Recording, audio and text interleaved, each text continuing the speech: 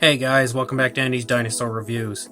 Today we are going to check out another of these Dinosaur King figures from Sega. This is actually the last one that I do have currently. I'm hoping to find some more at some point, but they're kind of hard to find, kind of pricey.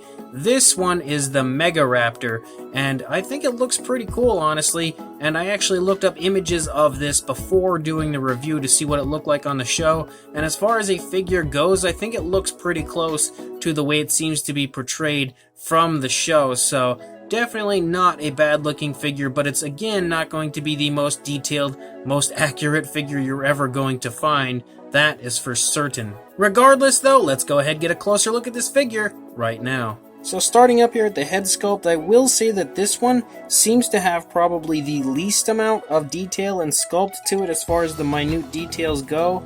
As far as the three figures that I've reviewed so far, you can see that as far as the skin texture goes, you really don't have much going on up here on the head sculpt. It's a very fine type of skin texture all over the animal, and it doesn't look terrible, but I just feel like it could have looked better. You do have the nostrils sculpted out up there. The eyes are once again painted with just a solid coloration, a little sloppiness to that one. If we look at the opposing side, it's a little sloppy again, but not terrible. It doesn't look that bad. And the only problem, again, that I feel like with these figures is that they don't include a pupil on the eyes, and I feel like that would look a lot better if they had done that, but I mean, it is what it is. It's just going to be a possessed Megaraptor. Looking at the teeth look better on this one than they did on the Yanchuanosaurus. I definitely think that these ones look much better than that. The paint isn't quite as thick, it's not as sloppy, but again, it's not that great either, especially on the lower jaw. You can see the tongue in there. It's not wonderful looking, but it is sculpted out along with the skin flap here on the inside of the mouth. There's just not really much detail to be had in the area of the inside of the mouth, but what is there definitely looks interesting, I guess we could say. It doesn't look terrible, but it doesn't look that great either. Moving back into the neck area, we can see some really cool feathers that stick up here on the back of the neck of the Megaraptor, and that is one thing about the figure is you don't really see too much feathering going on the figure, but you do have some feathers up here on the back that run to about like the middle of the back area, and they are sculpted out pretty nicely. They look pretty cool, and they're painted with like a light coloration, and then it transitions to like a dark purple, and then a light kind of a pink up there, or a light purple. And I think the paint is pretty flashy, honestly. The look they've given it is pretty flashy, so it looks pretty cool. And I do like that there's like some imperfections in the feathers as well, so it gives it a little bit of a dose of realism. As we move into the neck, you can again see the skin texture looks decent. It just doesn't look that great. It's very, very fine, like I had stated before. As you come down into the arm, for some reason you can see a strong gloss right here. I don't know why that's there, but you don't really see any type of detailing like the shoulder blade or anything, or the hip bone. So this is another one of the very kind of basic type of a looking figures, similar to the Yanchuanosaurus, where we don't really have too much going on as far as showing like movement, no skin folding or anything, but we did have a little bit of a better sculpt on the Shantungosaurus. It's just, for some reason, it seems like the theropods have like lackluster sculpts as far as detail goes. As we move down into the arms are pretty nicely sculpted. Coming down into the hands look pretty cool. They are curved, and they do look quite nice actually. They're kind of curved into like almost like a bird-like position, so that is actually really quite nice. Nicely painted nails, a nice black with a kind of a gloss coat on them to help them shine pretty realistically. As we move up into the body, you again don't really see too much going on. As far as skin texture goes, a very, very fine style of skin texture all over the figure. You do have some muscle tone in the thigh and calf region. The knees are definitely present, but there's not really kneecap that's shown or anything. Moving down into the feet look alright. There's a little bit of a scoot-like appearance down the toes. The claws look nice, painted with a nice blackish coloration, again given a gloss coat. They look okay.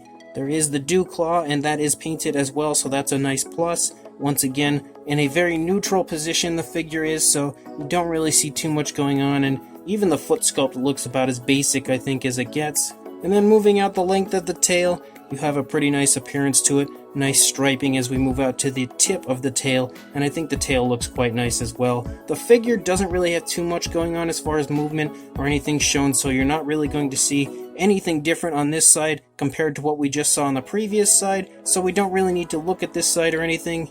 any more in depth than we saw on the other side. We see a little bit of kind of like some paint chips taken out of this one on this side, but the detailing on the underside is pretty much just like everywhere else. Very muted, not really that highly detailed, but it still looks pretty cool. The paint application looks decent. You've got a nice green, and you do have a few different tones, like a lighter coloration here for the lower jaw. You've got a nice yellow that runs along up here, as well as some yellow right here.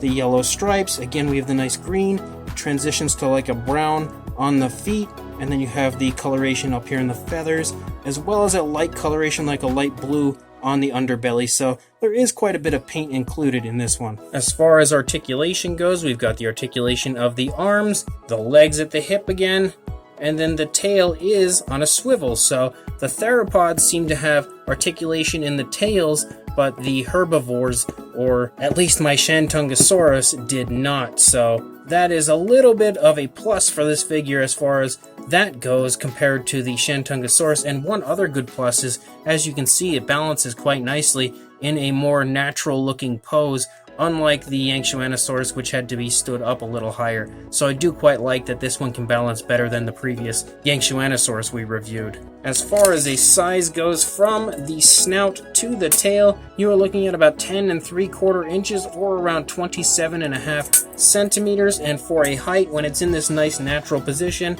you've got it at about 5 inches, or about 13 centimeters. For a size comparison, there is Mr. Papo T-Rex, the Attack Pack Colovosaurus, and Robert Muldoon from the Mattel Jurassic World toy line. And once again, you can see that the figure is in a pretty similar size range to the others.